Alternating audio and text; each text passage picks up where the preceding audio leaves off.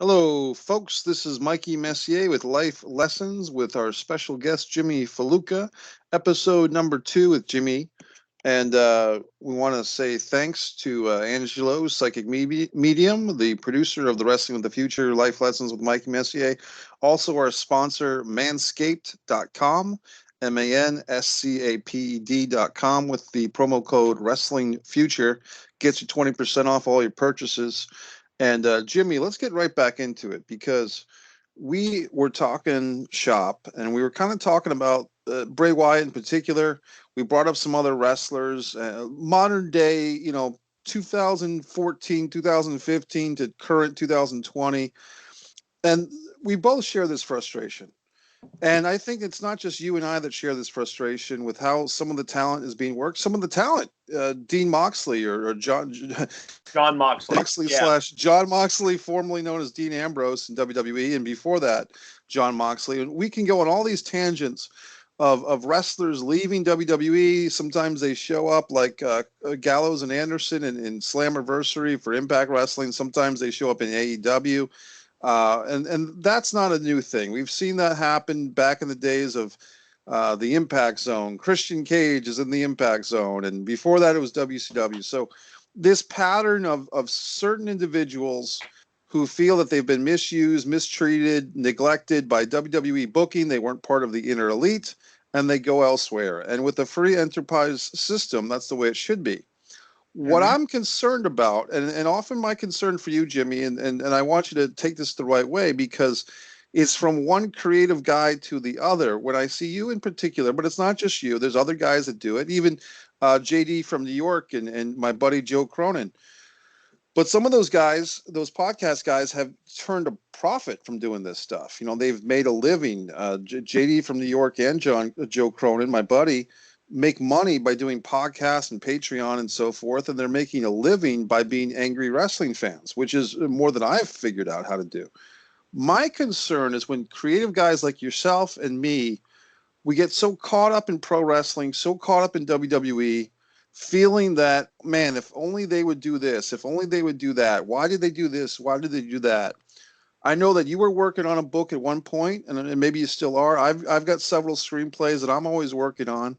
And sometimes in the last 2 or 3 years, Jimmy, I've gut checked myself and said, man, if I put as much interest into my own screenplays, into my own writing, as I did into the WWE, I'd be making $1 million every month from selling a screenplay. And not that I don't try, not that I'm not involved in entering script submissions and stuff like that, but sometimes I feel, like I said, the reflection can sometimes be painful, and I get concerned with guys like yourself in your 30s that are putting so much energy and effort into the WWE if there's nothing coming out from it. And I guess with that statement from me, what's your thoughts on that? Well, my thoughts on it are very simple, and it's the same energy that I put towards whenever someone brings up the ownership of the New York Mets. It's the same discussion I have whenever someone tries to bring up the ownership of the New York Knicks, and it's the same discussion I have whenever I'm talking to someone in regards to certain movie series like Star Wars. When I have to hear the person that's basically running the ship right now saying that they have absolutely no references to do more movies when they have an entire book line filled with tons of material that people want to see told on the big screen. That's Abrams you're talking about? Yeah, not Abrams, the woman that's in charge. Okay. She aggravates me every time she opens her mouth. She turns around and she says, "We have absolutely no source material to go to do any other Star Wars movie, so we have to go back to the drawing board." Meanwhile, I have about 10 books sitting on my bookcase here in my apartment, and it's all Star Wars, all different stories, not a single Skywalker in any one of them. So they have tons of stories that are waiting to be told with a fan base that is waiting for it. Just like the New York Knicks and the New York Mets fans that are waiting and wanting for new ownership that will actually put the money and the resources towards a championship, not just trying to get through the next fiscal quarter. And wrestling to me is no different, because in life, there are three things you invest in. You invest in yourself, you invest in your spouse, you invest in your kids. That's what you invest in. You're investing. Your family's already invested in you if you have a good family, God willing. My parents are invested in me. My grandparents are invested in me. My sister's invested in me. I'm invested in my wife. I'm invested in my son, and I'm invested in myself. That's why I haven't had a soda, and I can't tell you how long. Because my job as a human being is to take care of myself and be a productive person in society. I've been doing the second one. The first one I wasn't doing so much. And I lost a coworker of mine prematurely at the age of 43. He suffered a massive heart attack in his sleep. And I was heading down that same road because he didn't take care of himself, unfortunately, and I wasn't taking care of myself. And now I started to, and I'm feeling better than I have in years. Great. So you have those things, the things you invest in. But then you also have the things that catch your eye. Like the first time I ever saw baseball, put on the Mets. My dad's a diehard 5-year-old me. I want to be like my dad, so I'm going to wear the Mets t-shirt. Before I know it, I'm totally engrossed in the series, fighting with other Yankee fans, cursing the Philadelphia Phillies. Then you get to the Knicks. I get hit in the head with a crowbar once a day for loving that team. They're not even a shadow of what they were in the 90s when we had Charles Oakley and Patrick Ewing and Allen Houston and the late great Anthony Mason and John Starks. We're not anywhere close to that. But I know that if they get the right ownership, they're going to go places. Like right now, there's more talk than there's ever been for the Mets to finally get some good ownership and get away from the Wilpons and actually be willing to spend money. Because I guarantee if they had different ownership, back when Daniel Murphy dragged us to the World Series and he broke Mike Piazza's postseason record, they would have did everything in their power to re-sign him. But the Wilpons didn't. So now every time we play him and he's on Washington, he kicks our ass. Right. And the Mets have done that multiple times, and it makes me want to bang my head up against the wall. It's no different with the WWE. When I have to hear, oh, we have to bring back all of these part-timers because the young guys really aren't drawing anymore. And I counter with some sanity when I say, how could you expect the young guys to draw if you don't do right by them? And I could go from one talent to the other over the last 6 years that they have completely misused. Even guys that they want to succeed, like a Roman Reigns. I lost count of how many times they screwed his character by keeping him exactly the same. And I could go through the list, but that would be boring because most of your audience probably knows what I would be talking about. Sure. But back to the actual subject matter, which is the fan being emotionally invested. Correct. Most of us have been wrestling fans since we're kids. So you're already emotionally invested. It is not that simple to walk away from. I saw one of the DC movies, animated movies, and I couldn't stand it. I thought it sucked. I thought it was horrible. And I'm a diehard DC fan. And it aggravated me. But I'm still going to watch the next one because I'm a fan. That's what I do. Same thing with the Mets. They play like shit every year. But I'm not going to miss a game because they're my team. It's that simple. And I feel that a lot of times, especially these days, the reason that a lot of fans get overly emotional and they get upset, especially when certain things take place, is because it's so simple. It's like, what is that television show? It's a cartoon. And there was this particular scene that I saw, and someone actually made a GIF out of it, where it was this girl who's obviously slow, and she's driving a car in a parking lot that only has one car parked in it. And her only task is to park the car in an empty space. There's about 100 empty spaces and only one. And what does she do? She crashes the car into the one parked car in the lot. That is WWE creative in a nutshell. Sure. In my opinion. And I could give you a laundry list of examples of how they've gotten me to that point. But again, I would just bore your audience to death because they probably have the same bit of frustration that I do. No, I want to jump in on this and talk about, you mentioned that it's like the sports fan for the New York Mets, or it could be any team. It could be the Washington, formerly the Redskins, whatever they're going to be called next. Whatever your team is. Make it suck every year for 5 years. But you're holding out hope for that 1 year. Look at the Chicago Cubs fans. Who held on more than they did? And how good did it feel for them when their team finally won that World Series? I could only imagine what that felt like. I'm probably going to be an old man in my rocking chair when the Mets win a World Series, if I'm lucky. I mean, Brian Solomonster, who's a great wrestling podcaster, once did a clip, and this was going back 6 or 7 years, where he said, his reaction was to, why do I still watch Raw when that I know that I'm not going to enjoy it. And Habit and this is hope. yeah, habit and hope. You heard it right. You got it. And I tend to agree with that, and I think Salamonster nailed it. And I think what's happening now, Jimmy, is that a lot of people have lost hope, so they're losing Yes. the habit. Oh yeah. and Once you and break the habit and you lose hope, it's over. I can't even watch wrestling with my friends because so many of them have quit because that's how shitty it is. I have maybe 3 or 4 friends that still watch out of habit, but they will look me right in the face and say, "My God, this is horrible." Like the last time I sat and watched wrestling with my friends hmm was to watch Wrestle Kingdom from 2 years ago, and we had a right, blast. right. Actually, no. What's wrong with me? The first AEW pay per see, I can't even think of AEW because they're starting to turn me off. Mm. But but like I said, like actually no, pardon me, it's like what you just said. It's the habit and it's the hope. Once people break the habit and they realize that there is no hope, Mm. they're not going to watch.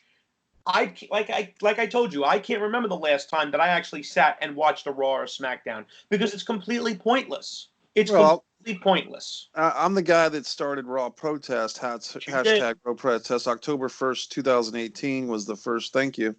And I basically went a solid year with one exception, which was the Roman Reigns leukemia announcement night. I did watch that night out of respect to the guy, and because the show was being taped out of Providence, Rhode Island, which was very close to me at the time. And my feeling was every Monday night, Jimmy, and for everyone who's listening, I would make a challenge to myself. I'm going to go see a movie.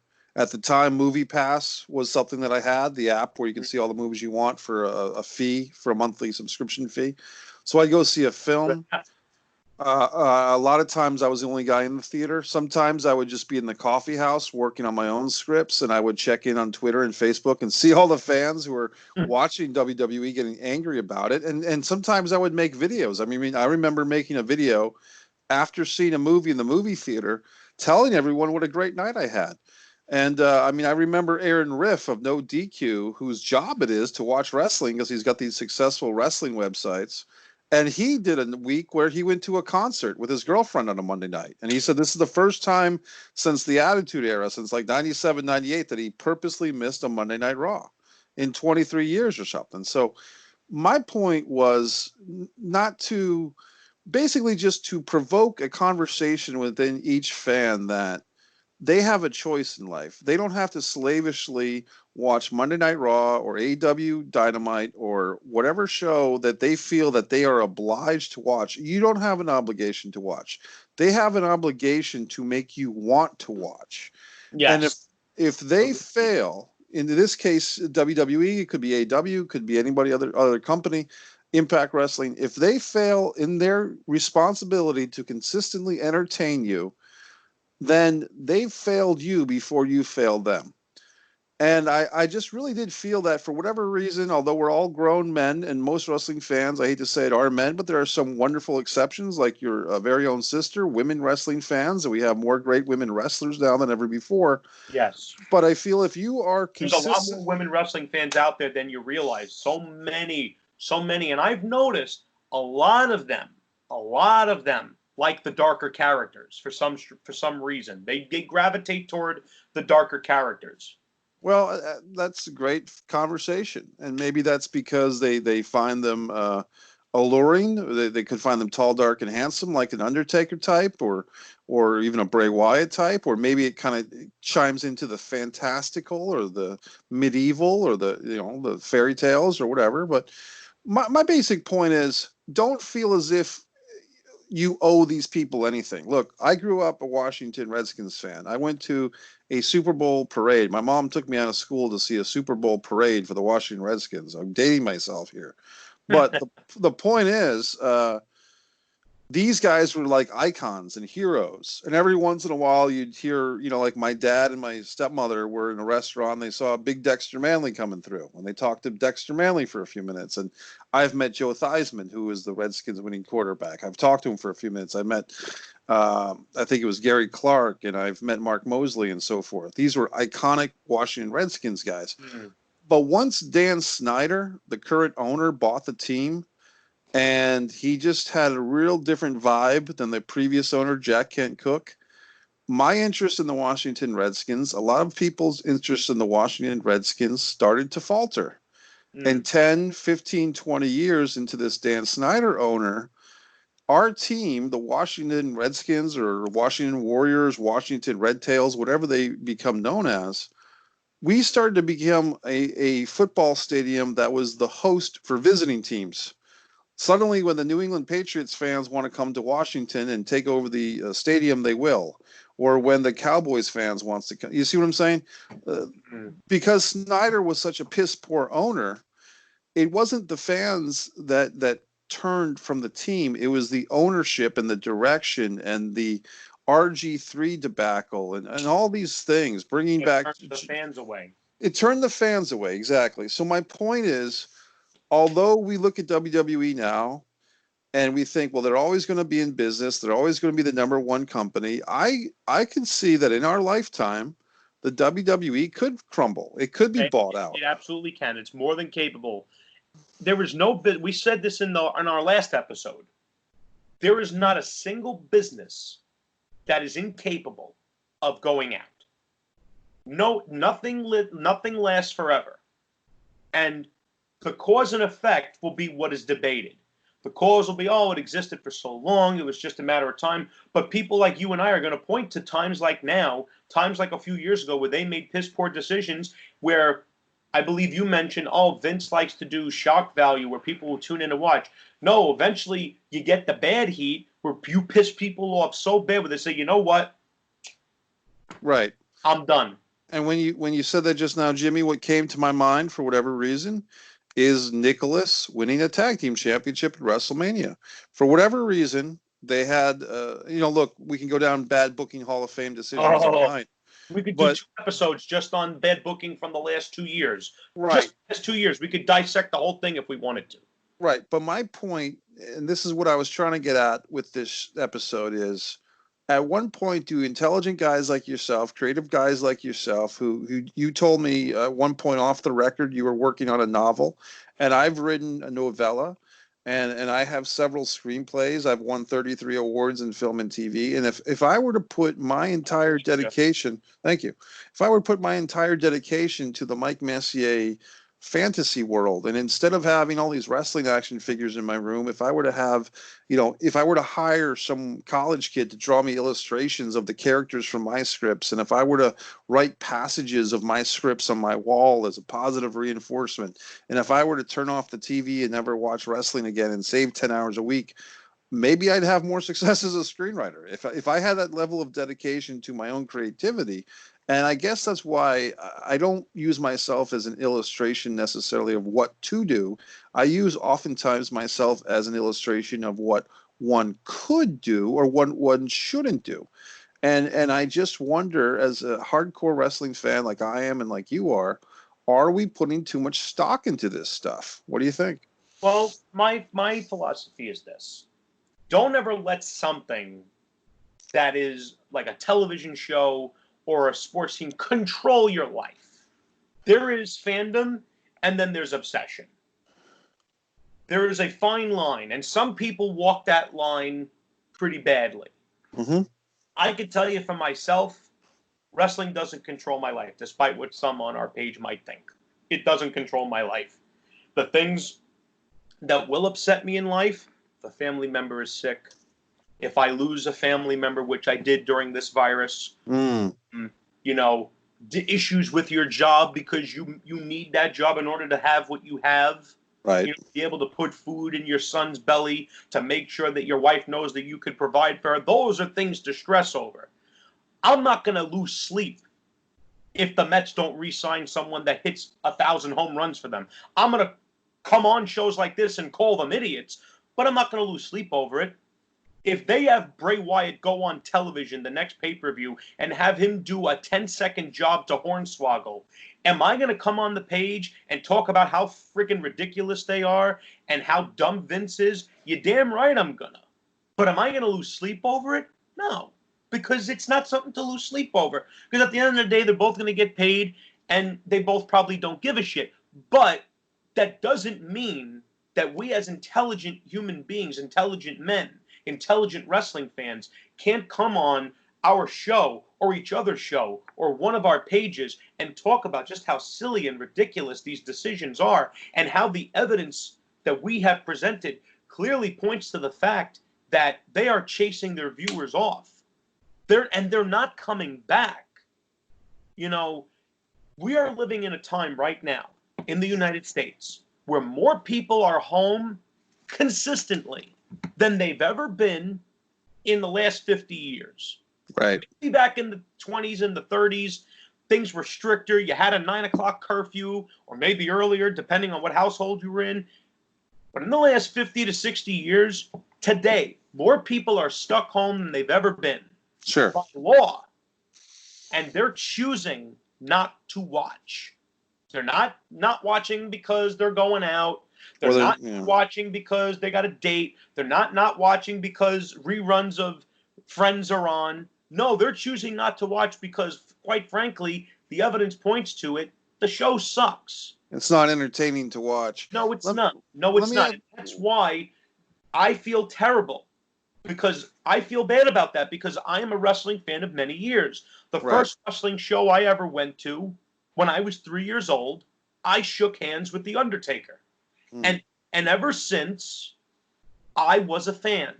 My dad took me to the matches in MSG. Those are memories I'll take with me for the rest of my life. Some of my fondest memories involve wrestling. I met my wife because of wrestling. Bret the Hitman Hart actually wished me a happy 30th birthday. And he mentioned that he remembered I met my wife at his signing. You know, because a friend of mine reached out to him and told him, just so you know, the guy you met, he met his wife when he went to your signing. And he went into this whole thing about how he was very happy that he could play a small part in a big thing that happened in my life. And you know what? If it wasn't for wrestling, I wouldn't have met my friend Joe Valenti, who's one of my best friends. And if this ever reaches him, I love him to death. He's like my brother. I would have never met my wife. You know, aside from my son, there's no one I love more. You know, so because of wrestling, I have a lot of things that I love. But by the same token, I have some of these memories that I wish I could just erase. You know, some of the stupid asinine decisions that they could have benefited from. And that's what gets me. They could have benefited from a lot of these things that they could have done, and they chose not to. And not to get into this, but I firmly believe, and I don't know where you stand on this, but I firmly believe, Mike, that after Brock Lesnar left the WWE in 2004, after they invested a ton into him, and I'm sure you recall. Sure. Yeah, Ohio Valley and everything. Hogan, Angle, Rock, Flair, all of them did jobs for Lesnar and put him over in a big way. Probably no one more so than Taker. No one has ever put Lesnar over more than Taker has. That's indisputable, especially if you count what happened in New Orleans. Right. But after Lesnar picked up and left after all that, I believe that Vince made a conscious decision that he was never, ever going to allow someone to get past a certain point to run the risk of them leaving and then not getting a maximum return on that investment. And that's why you got the force-fed push of John Cena for 10 years. You followed that up with the force-fed push of Roman Reigns because Vince wants the people in that position that he feels he can control long enough that he don't have to worry about them leaving. Yes, Cena ended up going to Hollywood to do a few B movies, but for how many years was he the only choice that Vince was really offering?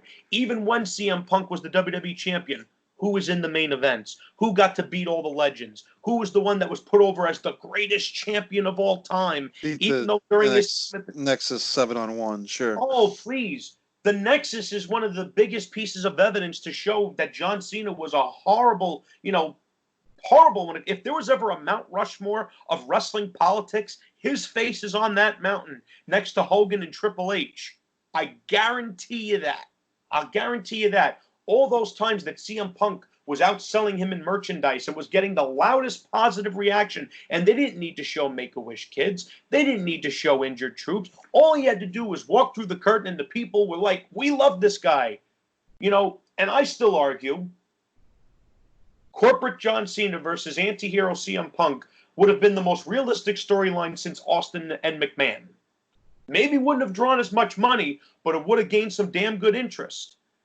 They had Daniel Bryan that had how many different sports teams doing the yes chant? Right. The Seattle Seahawks, the New York Islanders, the Phoenix Suns, all doing the yes chant. If I'm Vince, I'm getting someone from my company to get on the horn with these other sports teams and say, hey, listen, let's make money together. Your team wants to do his chant, not a problem. Let's sell merch and let's make money. But because Bryan wasn't who they really wanted, they didn't care about doing that. It wasn't a priority for them because their priority. And Bryan talked about this in his book. Right before WrestleMania 30, he and Vince had a conversation, and Vince told them, I want Roman Reigns to be the next John Cena. He said it right to Bryan's face. And Bryan was the most popular guy that they had in how many years? How insulting that must have been, where this guy wasn't even a proven singles commodity, and Vince was looking to put the rocket ship on him. Because that's the mentality of Vince. I want to make sure that I'm in full control of who the top guy is, and everyone else be damned. And that, to me, is one of the contributing factors to why you have wrestling fans that get angry. You have wrestling fans that get burned because they get invested in these guys, and then they go nowhere, and they have every right to feel that way.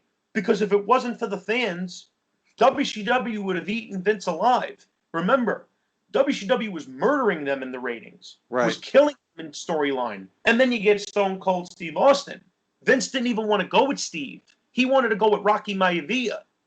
But because he had a gun to his head called WCW, he had no choice. And what did he get as a result?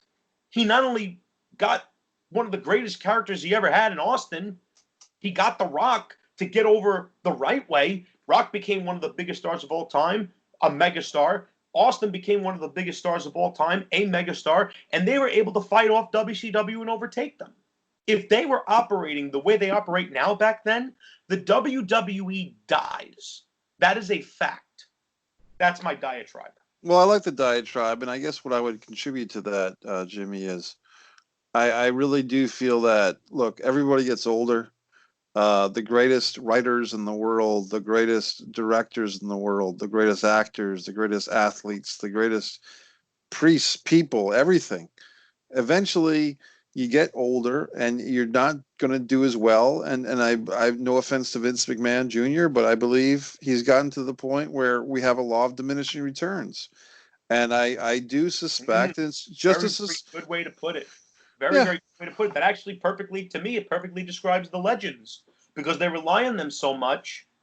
Every time you bring them back, it is the law of diminishing returns. You think Brock is as big of a star as he was when he first came back from the UFC? Of course he's not, because they've had to rely on him so much because they've dug a hole for themselves with their their business style of not wanting to make megastars, of wanting to just keep they want the brand to be the megastar, not the stars. And unfortunately, pro wrestling's not that kind of business. People watched pro wrestling because they wanted to see stars. You watched the NWA because you wanted to see Ric Flair. You wanted to see Dusty Rhodes. You tuned into the WWF back in the 80s because you wanted to see Hulk. You wanted to see Andre. You wanted to see Ultimate Warrior. You wanted to see Macho Man. In the Attitude Era, you wanted to see Austin, Rock, Taker, DX, the NWO, Sting, the Horsemen. You wanted it because that was the name talent. They don't want name talent anymore, and that's going to be, to me, if they do end up going under, Mike, to me, that's going to be the ultimate factor of what does them in. Well, I want to tell you what, we're not going to go over our allotted time, but I'm going to have you right back for a third and final episode. And once again, Wrestling with the Future has a great sponsor in manscaped.com. Men's grooming needs, the new lawnmower 3.0. Don't shy from it, guys. We all got to do maintenance. That's right. Manscaped.com, manscaped.com. And the promo code is Wrestling Future. So for Jimmy Falluca out of New York and Mikey Messier out of Florida, we will see you next time on Life Lessons with Mikey Messier.